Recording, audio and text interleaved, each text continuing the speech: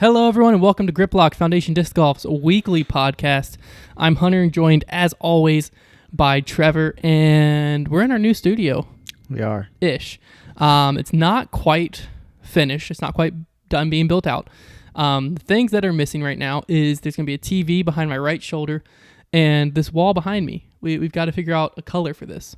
So right off the bat, you watching, or if you're listening, I guess you don't really need to vote on the color because that doesn't change your experience. But if you're watching, comment down below what color should this wall behind me be, and once we have a color picked and painted, then we will hang the TV. But yes. Until that happens, no TV. So this week's podcast, we have not a ton of big tournament news, but we do have some big news to talk through. So we'll just start off running through a little bit of the results. There's basically two kind of decently sized tournaments that we saw some pros at. The first being Arizona State's. The biggest two names there were Adam Hammes and Anthony Barella, and they found themselves in a little bit of a shootout. Yeah, pretty interesting. I was just kind of following it on Adam Hammes' Instagram because he was just posting like after each round like where they were, and I was like, just kept seeing it kind of go back and forth, and I was like, well, this is really exciting. And then it ended, and Hammes ended up losing. He had the lead going into the final round. They're both shooting like really hot rounds. It was kind of a birdie or die courses that they were playing. It seemed like, at least. Yeah, based on the scores and the ratings. But Barella ended up coming back winning, and I was like, that looked really exciting. Like, where's the coverage? Nobody filmed it. So yeah, I think Hammes had like a 2-stroke lead. Yeah, is what it looked like. Lost and then, by 4. Yeah, Barella beat him by 6 the final round. 6. No, he beat him by 6, but he lost by 4 overall. Yeah. And then the other thing was the Silver Series event in the main state championships, which we saw Double G, Garrett Gurthey, kind of tear up not a stacked field, but a notable good players, field. Yeah. I believe there was a 3-way tie for second between Terry Roethlisberger, Simon Lizotte, and Thomas Gilbert, and Double G beat them all by 7. It's impressive. That's very impressive. Yeah. On the FPO side, we had Sarah Hokum taking it down over Jessica Weiss, and then Courtney Cannon coming in third. 2 straight wins for Hokum. Yeah, and I believe Ricky played in like the Down East Players Cup or something. I didn't pull up his results, but I'm pretty sure I saw where he posted that he won. Oh, yeah. I saw that. So players were kind of all over the place. They were all spread out this week. There was a few players at that one that Ricky was at because I saw Raven was there and he had posted about it. Yeah. And I think, I saw Paige and Yuli and Germ posting from USDGC courses. Right. So they're already there practicing right now. Wild. Which they probably won't stay there. I don't know if Paige is planning on going to Jonesboro, which isn't this weekend, but next weekend, if she's planning on traveling out there. Doesn't need to based on how many points she has. Yeah, so she might not be, but I'm sure Ricky and Germ and Yuli will be. So probably, they might have just taken this week off to kind of just get down to Charlotte area, play USDGC a little bit, and play Winthrop. Get used to the course. You can never have too much practice on Winthrop. Yeah, it's true. I don't think I'd be shocked if they had the rope set up this early. I don't know. I mean, I think they put a lot into setting that event up as far as now I don't know what they're doing because like I was there for the Dean's Cup last year and there's a whole lot of like tents and spectator areas and like obviously they do a lot in the pro shop and things like that, but none of that, there's no spectators, so they don't have to cater to any of that. So I think the setup would probably be easier. And maybe that means they were able to get the ropes up earlier. I don't know. I was trying to think. I didn't see in their Instagram pictures, I didn't really see any ropes, I don't think. There's not. So, my thing is like, I mean, there's a few holes that you could certainly practice without ropes, but I don't even know if I'd want to practice without ropes. Yeah, I mean, the baskets are all in the positions they'll be in. It looked like, so I guess you can kind of... Some holes, pretty much the same. You know where the ropes are going to be. Right. So you can kind of practice. Yeah, and I mean, some holes, like, you can only really land in one spot. The island hole is always the island hole, for example. Yeah. But then there's others that are, like, very much... They're a lot harder to picture. Yeah, regardless, I mean, they're just taking it serious. It's the only major of the year. Yeah, we'll talk about that. It's the big one. It's basically like Worlds. Yeah, we'll talk about that more so a little bit later in this episode. Yeah. But, the players were basically just all spread out. So there could be a lot of tournaments that I missed that had notable players there or notable players at some of the tournaments that I just talked about that I missed. But it seemed like players are kind of all over the place this week. So nothing too specific as far as tournament results. But we did have some tour news on a few different fronts. So the first one that came out a few days ago is the Pro Tour and the National Tour schedule has been announced for 2021. The Pro Tour schedule seems pretty similar to what we saw pre-COVID 2020, with the addition of the Preserve and the replacement of Memorial with the Las Vegas Challenge. Right.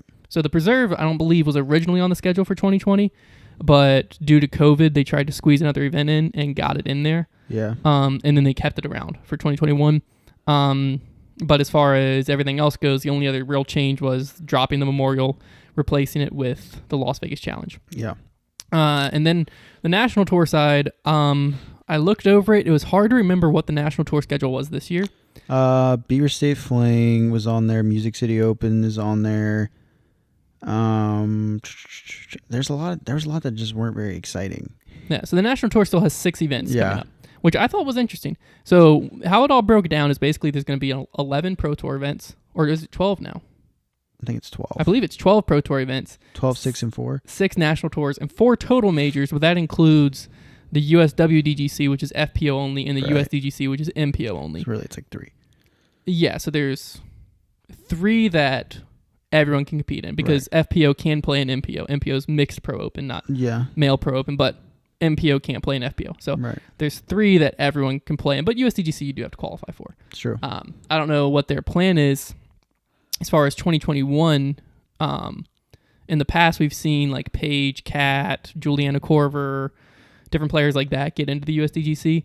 I don't know if that's something they're going to keep going forward, or if they're going to keep this women's national championship that they brought up this year. I mean, if I was Paige, like, I would almost always want to try and get into the USDGC. Yeah. I think it looks good.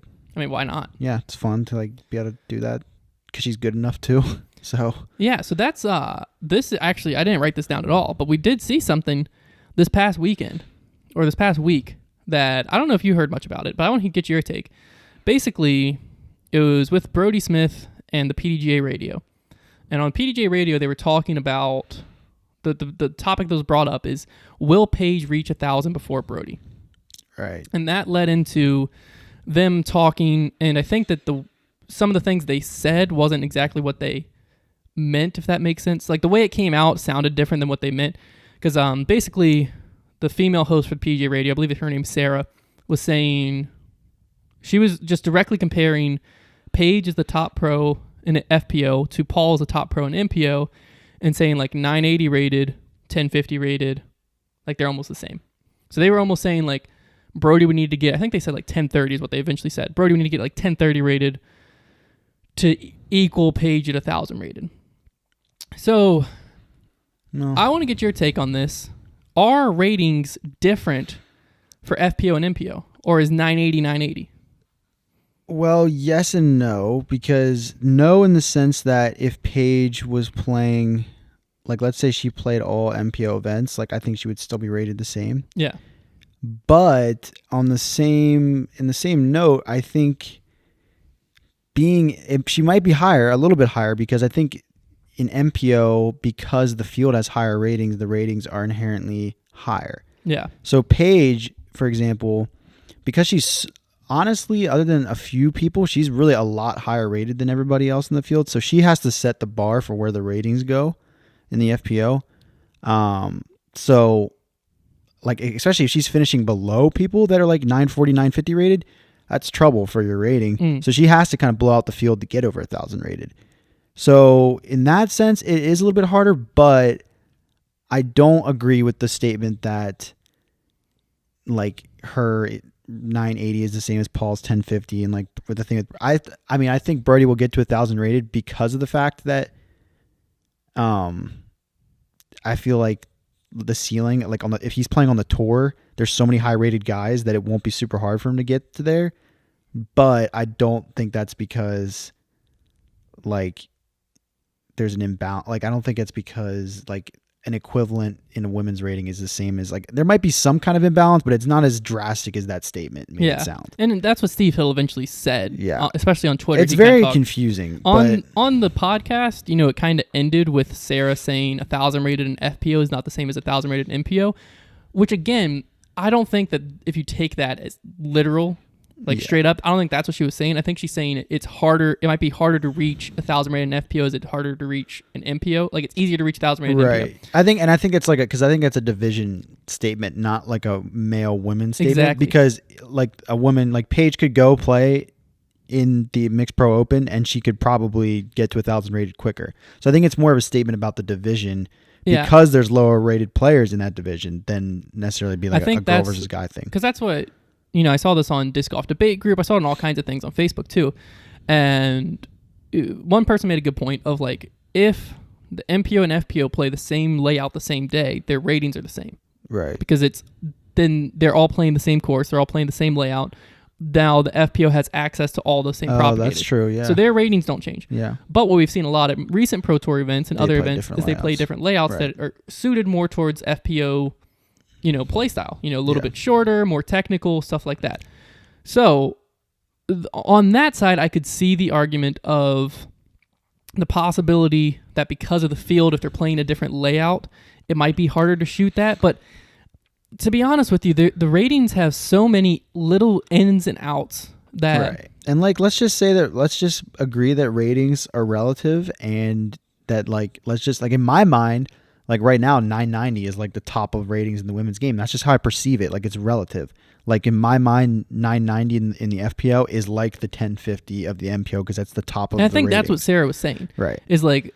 Paige is the best women's player we've ever seen, and she's 980 rated, 984, 5, something like that. Something like that, yeah. And Paul is the best MPO player we've seen, and, his ceiling was like 1060. Right. And like Paige is still at the ceiling, whereas Paul's dropped down to like 1056 right now. Yeah. So I think that's more where Sarah was coming from.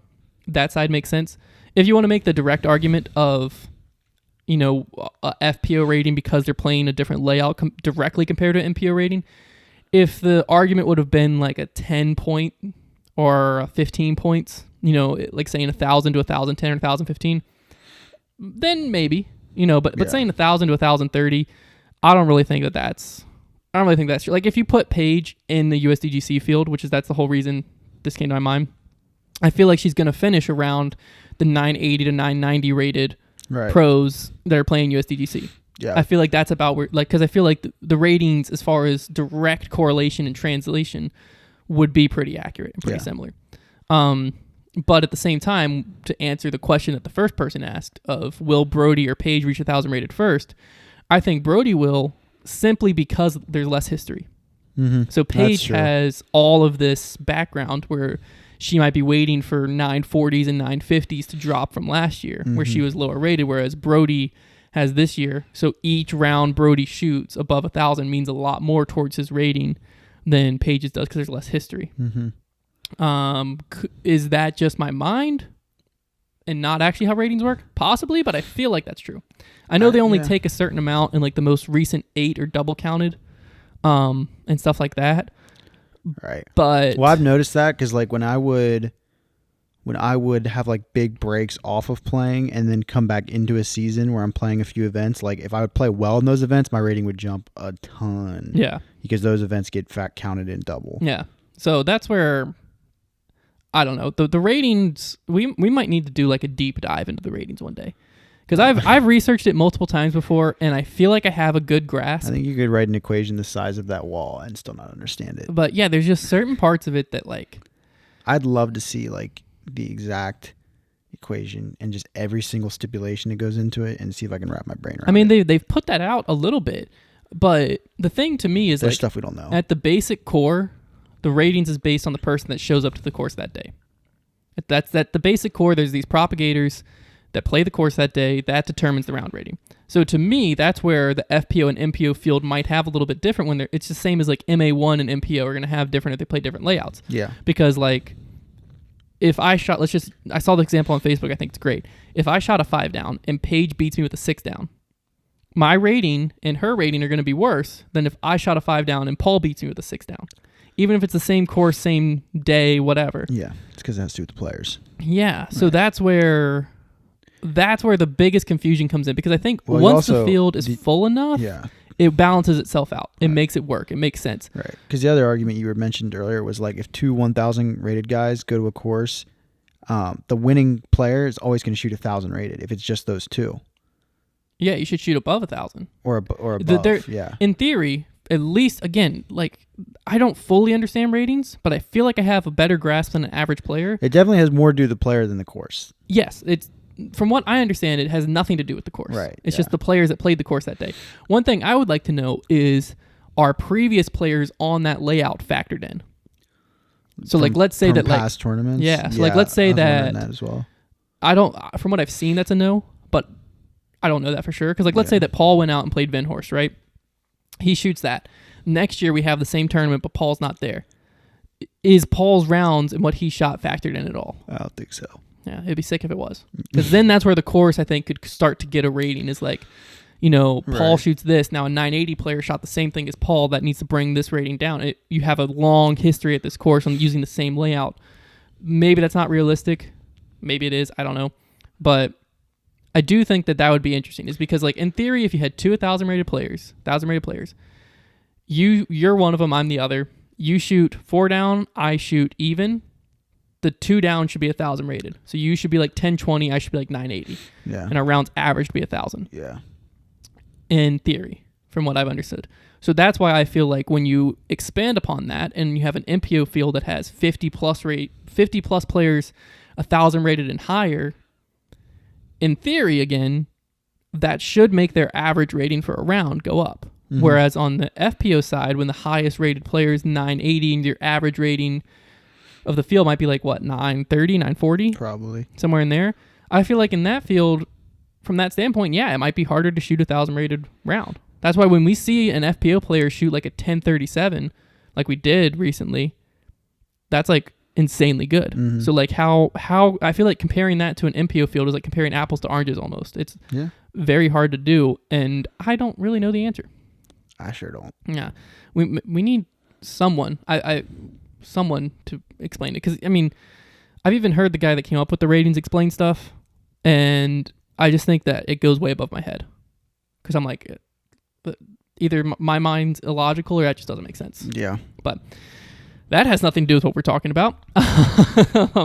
So back to the Pro Tour schedule. Like I said, one of the biggest things that we saw was Memorial's gone. Mm-hmm. Memorial's gone from the NT and the Pro Tour schedule, and it's been replaced by the Las Vegas Challenge. Which another interesting talking point is the Memorial's presented by Discraft and the Las Vegas Challenge is presented by Innova. Am I right? Yes. So that's interesting. Not only is it the event getting snubbed, it's one manufacturer's event getting subbed. Well, out for I mean, others. last year the Las Vegas Challenge was nothing, right? It was just an A tier. It wasn't an NT or a Pro Tour, I don't think. Wasn't it an NT? I feel like it wasn't. Pretty much everybody was there, weren't they? A lot of players were there. Maybe just because it was like one of the first big events of the season. Yeah, so that's what I'm wondering. So when it comes to Memorial, Ultiworld put out an article that basically interviewed Jeff Spring and interviewed the TD to kind of get two sides to this story. And one thing before we get into that is this is the first time since there's been a tour, since the national tour started in 2003. This is the first time that the Memorial has not been a part of either the national tour or the Pro Tour. Yeah. So that's a big thing for disc golf, because we've talked about before the importance of history behind events. Right. And like how that kind of, like, that's why the USDGC is so elusive, is like the history behind it. Yeah. Losing it from a tour, for whatever reason it may be, I don't know how I feel. Yeah, there's like part of me that's a little like sad to see it go, because like there's a lot of nostalgia surrounding that event. You know, it's been around forever. You just mentioned. So there is that part of it, but I think it's just a case of, courses that have just been outgrown. Mm-hmm. Fountain Hills is a beautiful course, but it's too easy. So I think that's just what's happened. But in the same breath, I'm a little curious. There's something going on, because if it were just birdie or die disc golf that the Pro Tour didn't want, then the Preserve wouldn't be on the schedule either, which it is. So I don't think it's just that. Well, I mean, the main reason that they were citing in this article is the Pro Tour has said they wanted more control over the venue. Right. Then the TD said they were, quote unquote, the TD basically said they, quote unquote, weren't willing to do that, basically in reference to closing down the park. So the Ultiworld article claims that multiple spectators and park goers have been hit by discs And it basically, like, the Pro Tour said we need to close the park, and the TD said, basically the TD's reasoning was like, well, people walking around the park, that's more exposure for disc golf. We're not closing the park down. Something fishy going on here, because I don't know the tournament director, but to me, like, if that's your only reason is not being able to shut down the park, either A, you're not able to shut down the park and you just don't want to. But I feel like that's not like an embarrassing thing. Like, just say our parks department either the fine they're asking for is outrageous, we can't pay it, or they just refuse to shut down the park that day. Probably, like, why wouldn't that be the article you write if that's the truth? You would think, I don't know, maybe it's an ego thing, but like, it just seems odd to me that that's the reason. Like, I feel like it seems odd to me as well. I think it's more likely that the players just expressed that the course was getting too boring and repetitive. Maybe even more so than easy. It's just boring and repetitive, and they were like, all in agreement that they were done with it. And the Pro Tour they have their ear to the situation with the players always. I believe the Pro Tour might even have a Facebook group that's like Pro Tour players where they can... Right. So they know what's going on. So they heard that, and then they just came up with something. I don't know. But it seems a little simple for it just to be that. It's weird to me. So we've seen multiple different players call it like the Heiser Fest, stuff like that. And players have talked about how disc golf's outgrown it, the technology of the discs, stuff like that. Yeah. And then to see the Pro Tour more said, we wanted more control over the venue than we were able to have with this event, and we decided to go elsewhere. That's that. Whereas it seems like the TD was saying like they wanted to close the park, or couldn't close the park. I'm wondering if there was like some type of redesign that the Pro Tour wanted that like would make it longer and more involved in the park, and that's why they needed to close the park. And the park's like, we can't close. This is way too big of a park to close. That course already tested the boundaries of that park, though. They were always very close to roads and throwing near generators and like electric transformer boxes. Like, it was always a little weird at certain points. Like, some holes you'd be like, wow, that's super scenic and cool, and the others are like, all right, we're like really close to houses, and it felt a bit forced. Yeah, like I said, I don't really know. I feel like I'm going to miss it. I feel like something won't feel right. It's kind of like when the national tour started with the Las Vegas Challenge before the Memorial. And like the Las Vegas Challenge was like the unofficial start of the season, which was basically the official start of the season. Yeah. Something felt weird. Well, and the thing is, like, I wouldn't be as upset except for I don't really like the Las Vegas Challenge. I think it's difficult, but it's always super windy, and I can't stand watching windy golf. It's just upsetting to me because I don't like playing in the wind. And then I also think it's just kind of boring. See, I don't mind it. Okay? Some of the holes are weird, too. Some of the holes are, especially that little Triple Island hole. That Triple Island hole makes me want to throw up. Yeah, I don't like that. I get what they were thinking, like risk-reward, but when you're doing it on like a 250-foot hole and it's a par 4, I don't really like that, but that's a personal thing. As far as like tournament to tournament, like we're comparing the Las Vegas Challenge to the Memorial. To me, it's not like we really gained anything switching to that. No. So I just wish. I just don't feel like that's the full story. Like, there's got to be more. Maybe it is like the Pro Tour. Maybe it is the players had said like we don't want to play it. Maybe Discraft dropped it. Well, I mean, I couldn't see that either because Discraft's been a part of it for so long. That's like one of their. Maybe they're latching on to a different event. Well, I mean, I feel like you could easily find another manufacturer sponsor if that's the case. Like, it's the Memorial. It's such a prestigious, long-time event. No. I mean, but the TD did like say he expects, and this was a quote from him, all of the top pros to be there. Which, it's just going to be an 8 tier. We know it's not a national tour or a pro tour. I don't think that's going to be a realistic expectation. Well, here's the thing: if the players are the ones that, and like we've heard, that players have talked about the Memorial and not really liked it. Like that's not just us like guessing. So we know that. So there's obviously a good bit of pros who don't like it, so they're not going to go. Depending on when the timing of it is. There might be some. If I had to guess, I'll say there are probably a couple big name guys that'll go because A, they have nostalgia towards the event, or B, some of the real big dogs won't go and they think they can grab a win. I would imagine out of the top, like, I'll say 15 pros. Out of the top 15 pros of the world into this year, 5 of them show up. Yeah. And then outside of that, below it, if the timing works out, if I'm Adam Hammes, Anthony Barella, Colton Montgomery. I'm going to it. That's the thing, is where is it going to end up on the schedule? Yeah, if it aligns in the schedule, I would assume if he says he expects the top pros to be there, it's not a conflicting weekend with a Pro Tour or National Tour event.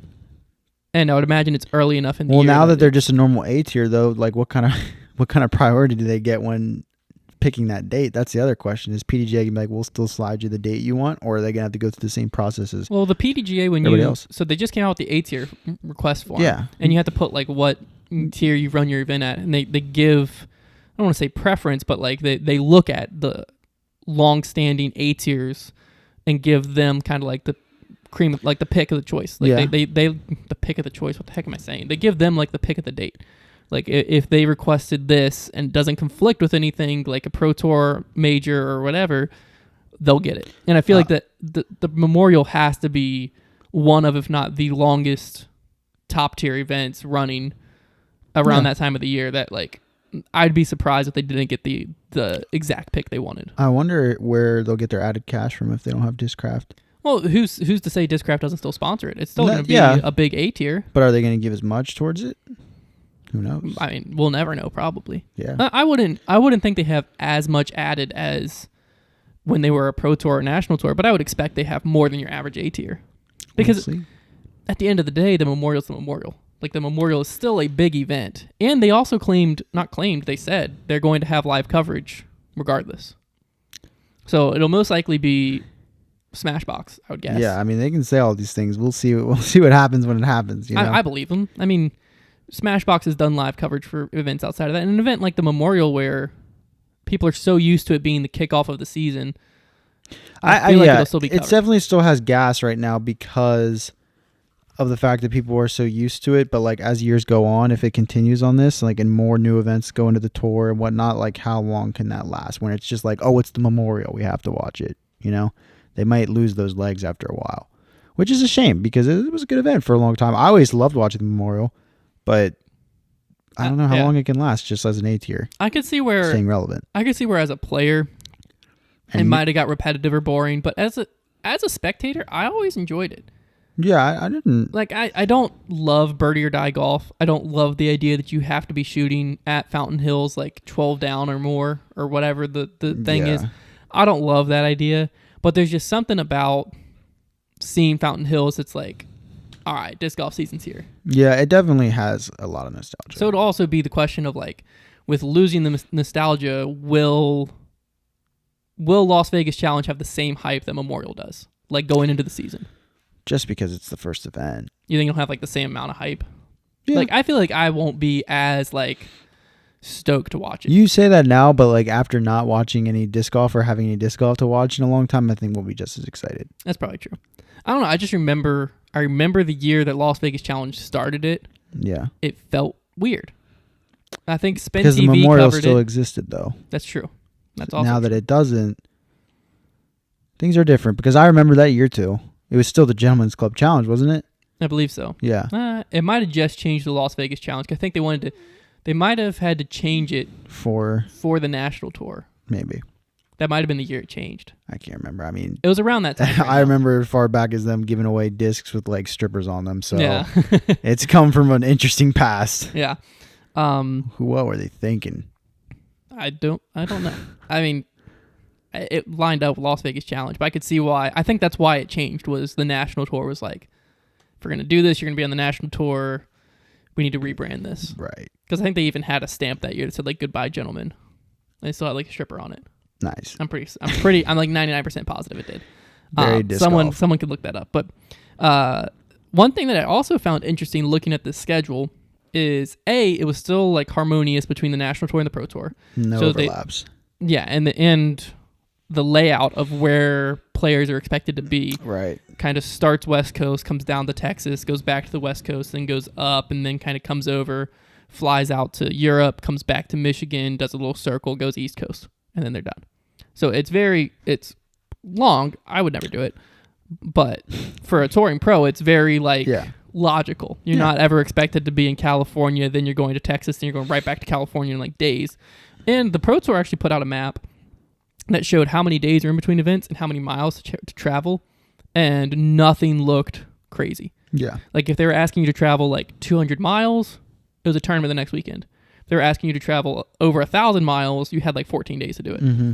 So there's nothing like criminal, like back to back, like you're going to hate your life. Well, and also, I mean, who knows what it's going to be like next year, but you have to factor in, like, for instance, when they all went up to Vermont and had to quarantine for a week or 2 weeks if they were there. So that's another thing they have to consider. That's true. I mean, right now they're probably planning this as if there doesn't assuming exist. there's no restrictions. Assuming. We'll see. We'll see as the year get close, as the 2021 gets closer. Yeah. Hopefully that's Hopefully true. that is the case, yeah. Because, I mean... A normal tour would be great. Yeah, and I feel like... Maybe I'm just an optimist, but I feel like that'll be the case. I feel like I would hope so. we'll be back to normal. Was Worlds on the... Did they... Yes. Worlds was on there? Okay. It's in Utah again. That's well, right. I say again, it never Yeah, happened, it was supposed to be. Yeah, they kept it in Utah. That's right. One other thing that wasn't really on there, but I saw Hannah Macbeth post about it some, is that U.S. Women's is the same week or / weekend as the Japan Open. Oh. But apparently the Japan Open this year isn't even a PDGA sanctioned event. Right, I heard about that. So they're bringing it back, hyping it up a little bit. Such a fascinating event to watch. But it's not... First off, I don't know if the 150 class and under rule still is I sure hope tag. it is. I feel like it's not. I That's a shame. feel like I heard somewhere where they de-weaponized Because discs above 150 grams or whatever it is. Is that what it was?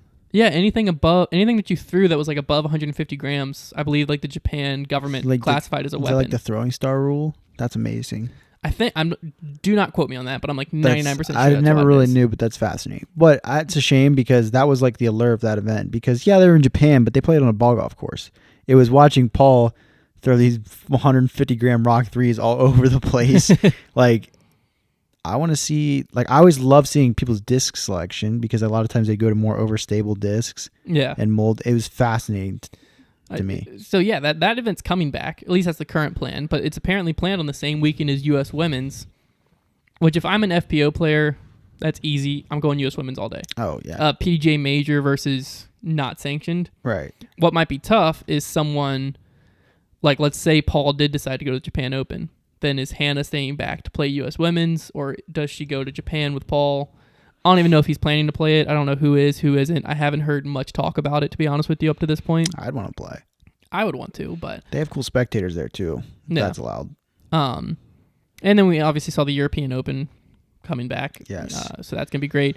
It seems like a pretty normal season, but one thing I feel like is weird is that there's going to be twice as many Pro Tour events as there is going to be National Tour events. The National Tour, I feel like, normally has like 8 events. Yeah, I mean... They forgoed one of the starting events because they normally had the Memorial or Las Vegas Challenge. Right. They let that go. So there's no starting event for them now. The starting event happens at like Texas States, maybe. Yeah. Somewhere in there. Texas States. So that's a few weekends into the season is when they're starting. So that might be where one or two of the tournaments went. But I do think it's weird to see them cut back to 6 National Tour events. Well, I wish they would cut back to 0, to be honest with you. Well, that's where I was kind of poking at is like, I wonder if this is their response of like, we're stepping back tour-wise. Why are we wasting time is the question.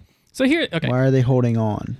Like, what is there? Is it still like we just want to have something, or is it like, are we just easing into it? Because I don't necessarily have a problem if it's like, all right, yeah, we are going to roll back and let the Pro Tour take over, but we're still easing into it to make sure the Pro Tour is the product that we want to back. That makes sense.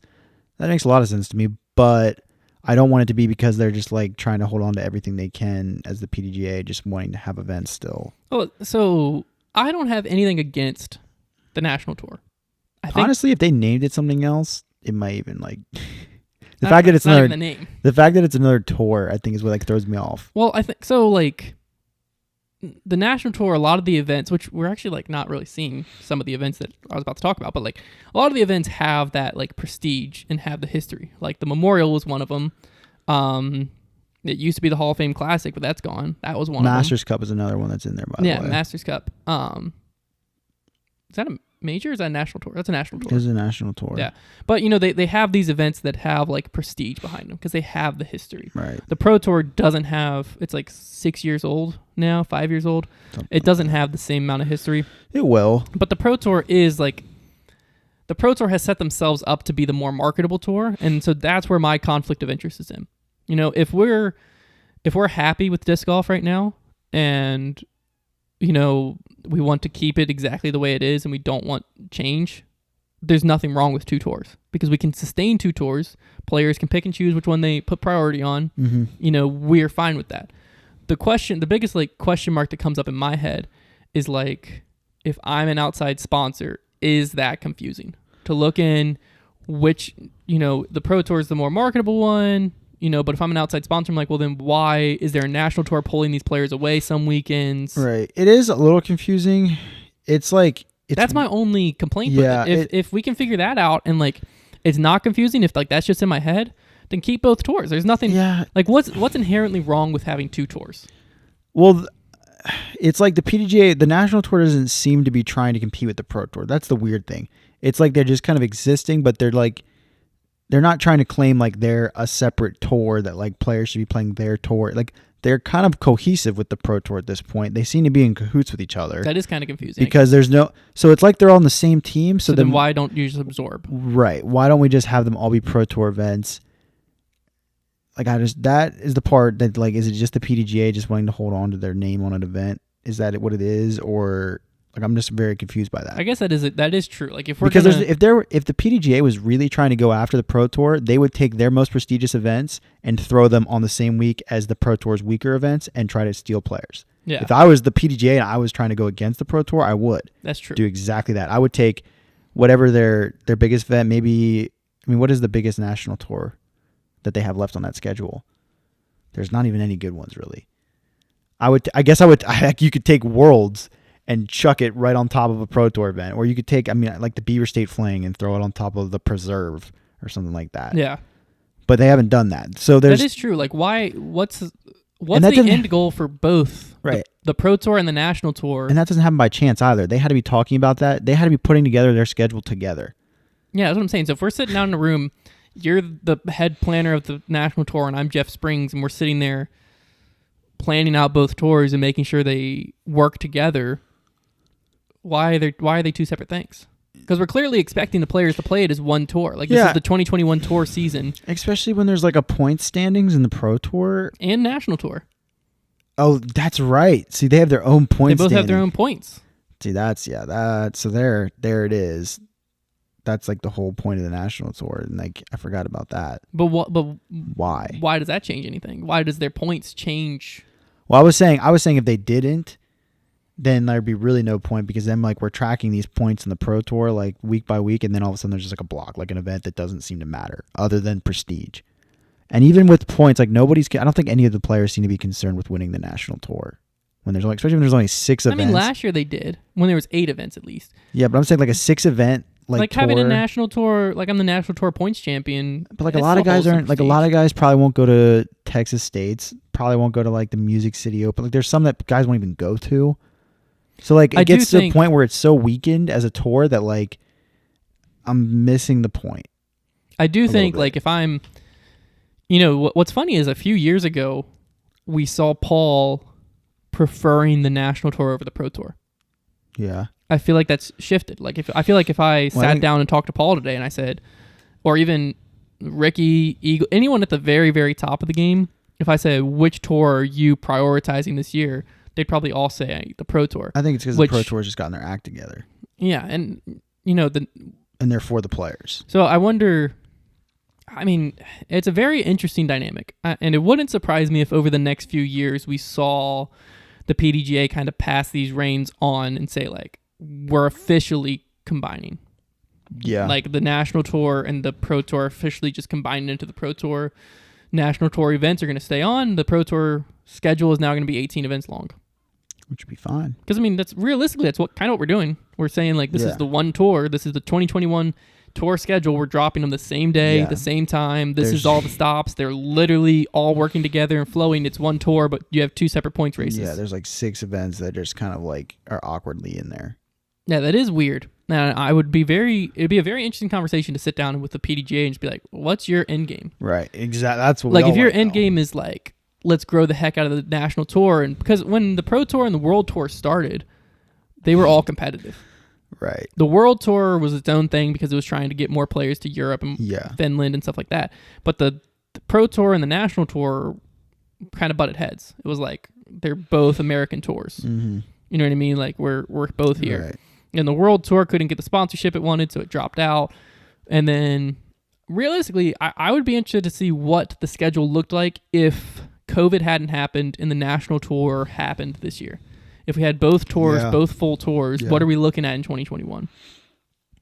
Yeah, maybe. Yeah, because maybe the National Tour was still planning on doing their normal thing, and then they saw during this break how much the Pro Tour was having success and kind of taking over, and they thought probably should dial it back a little bit. I'm also curious, with how much they work together, will national tours be covered live on Disc Golf Network? Yeah, that'll be fascinating. If it is, then like really, what are we doing with the tours? Like if the live coverage and everything is fed through the Disc Golf Network, which it wouldn't surprise me. Yeah, I wouldn't be shocked. The Disc Golf Network, I feel like I remember when they launched saying like, this isn't just the home of Disc Golf Pro Tour content. Like we want this to be the home of disc golf, live disc golf through the future. Mm-hmm. So to kind of set themselves up for that, it wouldn't surprise me to see it on there.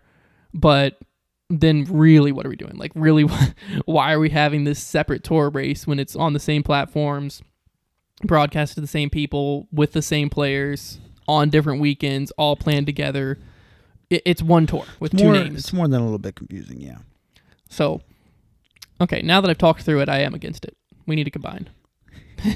All right. I mean, at the end of the day, I don't care. I do care. I think the Pro Tour seems to have their act together a little bit more when it comes to the tour.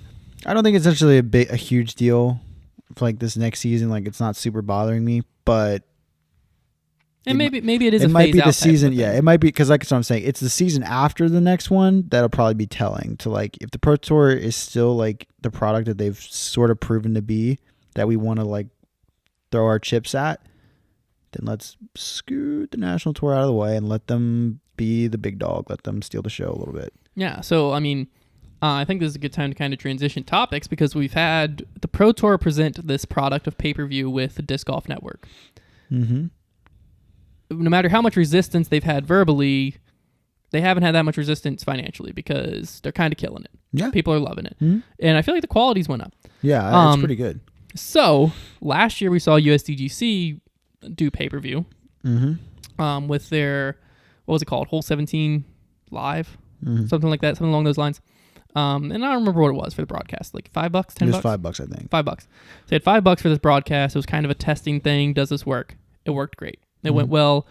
I didn't get to see it much because I was there live, but from what I understand, the quality was good.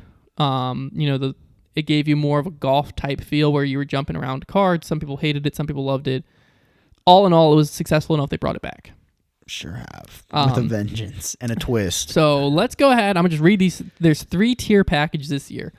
And I'll read the differences, but there's a $20 tier, a $30 tier, and a $40 tier, which technically it's $19.99, $29.99, and $39.99. So the difference is the $20 tier just gets you live coverage and a US Disc Golf membership, which they've said is exclusive discounts on future productions and merchandise through October of 2021. The $30 one adds post-produced coverage access for 14 days. What happens to that post-produced access after 14 days?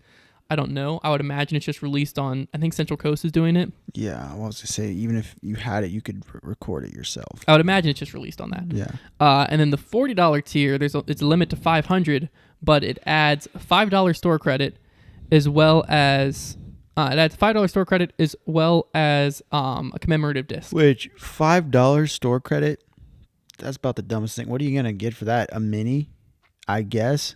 I don't know. That's I don't the know dumbest thing ever. I don't really know what the play was there, but the 500 commemorative anytime discs. you do store credit like that, you're just trying to get people into the store to spend more money. So like $5, I guess, but like about $10. You can't buy a disc for $10, really. I mean, maybe a DX one, but like I think 10 is a better amount. Whatever, it doesn't matter. Yeah, but the commemorative disc, realistically, there's only 500 made. People are going to be flipping that for more than $40. Yeah, that tier was the profit tier. If you could have got one of those 500, you could make your money back. I don't even know if more. they've sold out yet. On the website, it looked like it said buy now. Are we going in? I mean, I don't want to flip a disc, so no. You can. It's all you. I'll flip it like a pancake. I will probably pay the $20 to watch live. And I will take your second account. That's true. They did say 2 streaming devices at a time. Okay, yeah. In addition to this, we will also see a Disc Golf Network companion stream. So if you pay for Disc Golf Network, there will be some type of coverage. There'll be 2 shows at 1 p.m. and 5 p.m. The 1 p.m. will be a Women's National Championship recap and the USDGC preview, and then the 5 p.m. will be the USDGC recap and the next day Women's National Championship preview. It'll also have highlights, live look-ins, Hole 17 coverage, interviews, expert analysis, and plenty of guests is what they said. So kind of like a pre- and post-game show.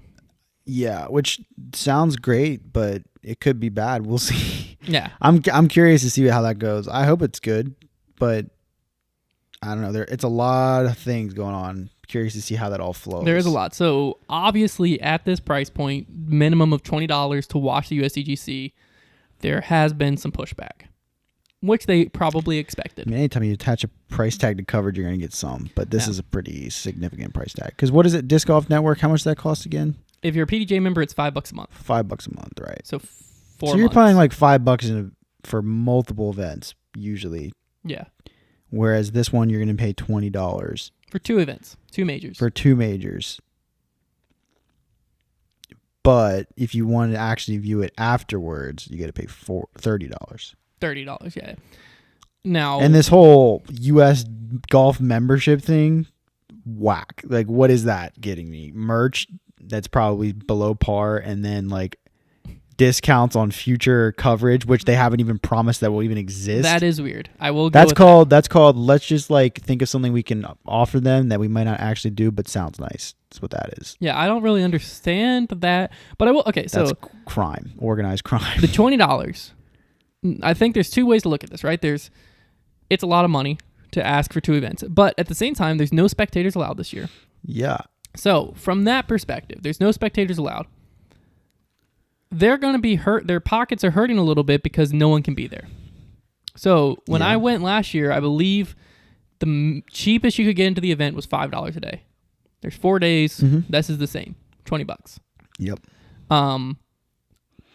Do I love it? No. Do I hate it? No. I feel like is it a more expensive price point than I expected? Yeah, but at the same time, like, it's weird because I think the pay-per-view idea I really like. I would have liked to see this more at like a $12.99, $10.99. $20 is steep. $19.99 is pretty steep. But if people will pay it, it's really not steep. Well, that's what bothers me because people are going to pay it because they have no choice. And I guess it's capitalism, you know, like Innova is sitting back like, yeah, you have no other choice but to, you know, buy our coverage. There's going to be no other way to watch it. So we can charge. They essentially, because they own everything to this cover. Like they have every bit of power for what coverage gets released to the public. So they can set the price at whatever they want. But $20 that's pretty bold. It's a little upsetting that because I feel like it's so unprofessional. Phone ringing in the middle of the podcast. I just feel like there had to be some part of their mindset that said that to themselves, that like they have no control. Like we can do whatever we want. They were probably all sitting back smiling at each other like there is nothing they can do about it. And that's what bothers me. Not even because if this was like during like normal situations where spectators were allowed and everything, I don't know if I'd be as upset, but I feel like they're just really got the reins on this whole situation, and it just bothers me that they're in that spot. It doesn't bother me that much. So like, I feel like people would expect me to be bothered by this more than I am, but to me, it all depends on the quality. If I get some seriously good coverage of different cards, 2 full majors, the only 2 majors of the year, and you know, because running USDGC is expensive, very expensive. Because I mean, think about it; they rent out the campus pretty much. It's not going to be as expensive with no spectators, though. They're not going to have to put as much into it. What are they missing? What big costs do they drop with no spectators being there? They just, I mean, a few volunteers, not saying at the pro shop, which made them money. Yeah, but I think they did a lot more. I don't know. It just seemed like there was, when I was there, it seemed like there was a lot catered towards fan experience. But I think that all of that was making them more money. Maybe. Like losing all of that. Because Maybe. I'm not setting up anything for a fan experience if I'm not making money on it. Well, that's debatable. I mean, like the Pro Shop. The Pro Shop probably made them a killing because they would drop these new things every morning. Yeah, the Pro Shop, there's no denying. Pro Shop made them a killing. These VIP passes where, they're paying some people, they might not even be paying people. Like, it was Chuck Conley, Spike Heiser, to deliver food. The bottom line is I'm not, like, upset. Like, I think paywalls in disc golf, like, are fine because, like, we should make money off of a good product. But A, is the product going to be delivered? Because that'll really be what decides whether or not I'm actually mad. But B, $20 is, and 3 tiers, and the fact that they're putting the post round, like the post produce coverage behind a $10 higher wall, and that's what people want to watch anyways in disc golf right now. More people tend to like favor themselves towards the post produce. So really, we say $20, it's really $30 if you want to consume this the way you want to consume it. It's $30. $30 in disc golf for coverage, that's like unheard of. That's really expensive. That's new territory. And also the thing is too, like the USDGC is so much more hype this year because there's no Worlds. USDGC is like the Worlds this year. It's like the one big event. Whoever wins the USDGC is going to go down as like 2020's champion, really. That and the Pro Tour, but like, because there's no World Championship, that's how we're going to look at it. Because I think a lot of times U.S. champions, like I have a little bit more trouble remembering them because I remember the World Champion. Yeah. But yeah, I don't know. It just, when I hear $20, $30, and $40 for one event, well, 2 events, but one, whole thing, whole weekend, right? It's just not quite there for me. I think that's got to be starting at like $10.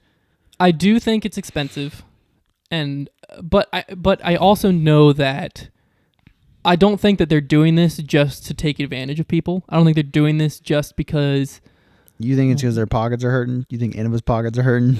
Not necessarily their pockets are hurting, but their pockets compared to what a normal USDGC would bring in. So, like, in order to get this live coverage off the ground, in order to provide players with the type of experience, rent out the campus or whatever they have to do with the campus, provide the USDGC they always provide, deliver on that quality, I think they had to deliver this at a higher price point. Is that campus even open? There's a question for you. That is a good question. Is Winthrop even open? I'm sure it is. There's a lot more schools closed than you'd think. Regardless, Winthrop's not just letting them use it for free. There's no way. It might be easier, though, if it's not open. Maybe. But we have no idea on that. Just a thought. It is a thought, but we have no idea on that. I'm just thinking that in order for Innova to provide the type of quality event that they want to provide and the amount of volunteers they want to provide, all of that stuff, I think that, because I feel like last year paying $5 probably went towards some of the live coverage, because the live coverage, unless they're not bringing in Fulcrum this year, it ain't cheap. We're probably talking 5 figures or more for this full production. Probably, yeah. So they have to. We're saying have to and necessary. I don't think those are the right words. Innova can afford it. Yes. So Innova could, out of their own pockets. The thing is, during this COVID, like nobody's operating on their normal like revenue streams. Nobody is. So well, I mean, I think we just saw Steve Dodge charge money to volunteer for an event. Like people are kind of getting the hang of this. Like there are ways to make money that's a little bit more sneaky, and that's what I just get that undertone. If this was during like normal time, I'd be like, oh, those silly gooses charged $20. Like I'm upset, but I wouldn't be nearly as like a little bit disappointed. I can see that. I'm just trying to think of this from the like logical standpoint of like, I'm Innova, I'm sitting down, I'm coming up with this price model. Where's my head at? You know what I mean? And I think that their head's the money. That's where it is. I just think that obviously the 3 tiers is a very common business model of good, better, best. I don't have a problem with tiering it necessarily. You have the like good, that provides you with an okay amount. Then you have the best, which is like, and then the most improved package that you want the majority of the people to pick is the middle one, the better, which is the $30 right. One. Well, yeah, the whole highest tier, like with the disc thing, is so weird because, like, yeah, if you have that tier, you can make your money back. Yeah. So would it have been better? Is everybody just gonna like let's all collectively boycott like buying those discs. You know that thing's sold. By the time this podcast releases, that thing's probably gone. People are like putting those things on eBay before they even get the disc. $90. We've never seen that before. One out of how much? Like, is 500 disc run that valuable? I guess it probably is. It depends on how sick the disc is. That's true. I forgot. Man, I read it. They have it on their site. My laptop's so far away. It was like a Shimmer Star or something. I think it's a premium plastic disc. Well, I would hope so. I saw some people posting on Facebook like, "Is this going to be a DX AVR?" I'm like, no. I mean, I have some like USDGC. Like USDGC, the one year that they did. I remember the one year that you went and brought a whole bunch of stuff back to school. That was back when they started doing like the stamps that had the little Innova logos in the stamps. Yeah, the foils. The foils like that. It was pretty sick. Yeah. I don't know. I get the outrage against this because it's so drastic, but I'm coming almost from the other side of like, in a normal year, I don't think they would do this because I think they would have so many other revenue streams at this event that could help cover the cost of getting us this coverage. Yeah, but in the same breath, if people pay $20, $30, or $40 for it this year, I bet your butt they will charge the same thing during a normal year. Because they know they can. So they're kind of like setting the bar. But can they on a normal year? They're like, sure. If everybody pays it this year, they're going to think, oh, it's the same as it was last year. I mean, the only reason I'm paying it this year is because I can't go down there. Yeah, but not everybody has the luxury of working in disc golf and just being able to go to an event. Well, I mean, it's also only 4 hours from us. Right, that's what I'm saying. But like I've always went because it's so close. Yeah, but not everybody can do that. No, but I mean, they will. If it sells well this year, it's almost like companies are able to test these pricing models during this like restricted time and get away with it, and then they can just keep them in the non-restricted time. That would be fascinating. That will be interesting to see. To see how many companies stick to that are doing things like this. Is Steve Dodge going to charge money for volunteers next year? Okay, charging money for volunteers, I have more of an issue with because. I don't know. I can see. I feel like it's the same thought process though. But this is less severe and much less criminal because you're not getting work from us. Yeah, it's a lot different, but I feel like there's the same underlying. Regardless, thing. Though, like the charging money for volunteers, if this is a normal year, there are spectators there. I don't have a problem with that. Right. Because then you have a chance to watch the event at a normal price point, and you're choosing to pay more to watch the event. That's true. When you don't have a way to watch it, there's no way you can possibly go, and you have to pay to work to watch the event for one hole. Yeah. It's still like he just learned that he's able to do that though. He did. And I wouldn't be surprised if in the future that's something we see once everything's reopened, some other TDs implement. When everything's reopened and spectators are there, I don't have a problem with that. $100, that's a bit steep. But one thing to be mentioned too is like if you had volunteered there for 2 years, if you had previously shown, hey, I'm a good volunteer, you didn't have to pay it. You could just volunteer. Yeah. Something else to mention, but that's not even relevant to what we're talking about. I do agree 20, 30, 40, pretty expensive, pretty pricey, pretty far up there. I'm indifferent. I will give my opinion more once I see the quality of the coverage. If the coverage doesn't see a big jump to what we're normally paying. Coverage better be sick. If it doesn't see a big jump production-wise, commentary-wise, where we're jumping from camera to camera, how many cameras are on the course, if that type of stuff doesn't see a big improvement, then we can bring in the discussion of what the heck are they doing? But, I mean, at this point in disc golf, I feel like as fans, we need to be like, A, happy a USDGC is even happening.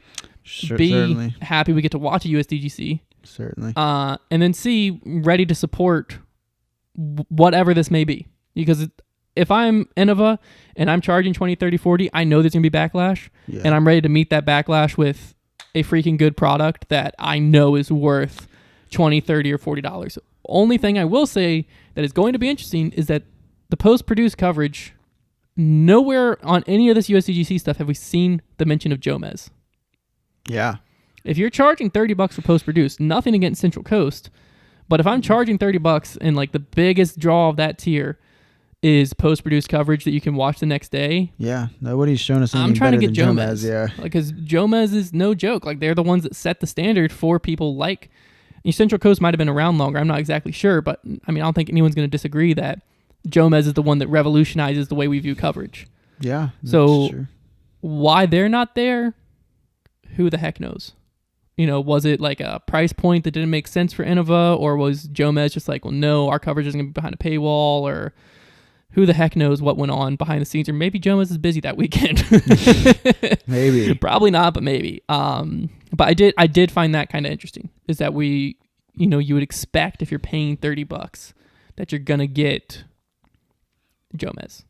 That's true. Central Coast is going to be able to put out a killer product, and I'm not doubting their abilities at all. It's just they're expect. going to have to change their narrative is like from like, wow, that was expensive to like, wow, this is some of the best coverage we've really seen in disc golf. Exactly. And if they're able to do that, no one's upset. If they're not able to do that and we're getting the same thing we're getting on the Disc Golf Network for $5 a month. Or worse, more likely. Or worse, if we're getting equivalent, really, if we're getting slightly better or worse coverage than we're getting on the Disc Golf Network, then there's an issue and they shouldn't do this again. But if this $20, $30, whatever it is that people end up paying, if they knock it out of the park and, the commentators kill it, everyone kills it, the camera crew knows what they're doing, follows the discs well, and we're able to jump around to so many different holes and get way more coverage than even if we were there watching it in person, I'm all for it. Yeah, we'll see, I guess. Yeah. All right, we'll talk more about the USDGC as a tournament coming up in a few weeks when we actually do like a USDGC preview of who we expect to win, what the Women's National Championship is going to look like, why the heck is it called a Women's National Championship instead of just moving USWDGC to here. We'll answer all those questions coming up, but some brief foundation news. If you're not already aware, we did have a decent Discraft restock hit the site a few days ago. Some of it's a little picked over, but there's still plenty of discs if you're looking for some different molds. They are on our site, and we're also going to be dropping some new apparel here probably tomorrow by the time you listen to this. Supreme Flight baseball tees are on site. Lots of, like, pretty much every color we've ever had, and then some new ones. And yeah, they're super nice, so make sure to check those out. Yeah, and then some of the pocket tees that you've seen us rocking previously will be hitting the site Friday, tomorrow, when they're listening to this. Yes. Yeah, because today's Wednesday, so that always throws me off. But when you're listening to this, tomorrow we'll have some of the pocket tees hitting the site. So if you're interested in those, we have the Foundation, McBeast, and the Brody Smith ones. If you're interested in those, make sure to check the site tomorrow. And don't forget to comment down below, what color am I painting this wall behind me? Because once we do that, then we can mount the TV and take this thing to the next level. If you're listening on Spotify and you still want your opinion to be heard, tweet at us at FoundationDG or Instagram DM us, Foundation Disc Golf, and you can make your opinion be heard that way. And I believe I covered everything. I think so. I think that's it. Thanks, guys, so much for listening or watching, and we will talk to you next week.